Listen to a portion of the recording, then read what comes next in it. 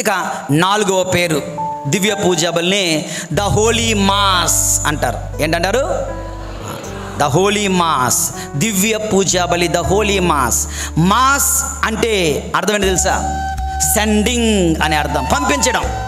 చిట్ట చివరిలో ఈ దివ్య పూజా బలి సమాప్తమైనది, సమాధానంతో వెళ్ళి క్రీస్తు ప్రేమలో సేవలో జీవించి. It's a commission. You are sent fourth.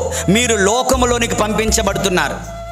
యేసు ప్రభు తన శిష్యులను లోకములోనికి పంపించినట్లుగా గురువు రూపంలో ఉన్న యేసు ప్రభు ఇక్కడ ఉన్న ప్రతి ఒక్కరిని లోకంలోకి పంపిస్తున్నారు. గొడవలు ఆడుకోమనా, కొట్టుకోమనా, లోకానికి వెలుగుగా ఉండమని,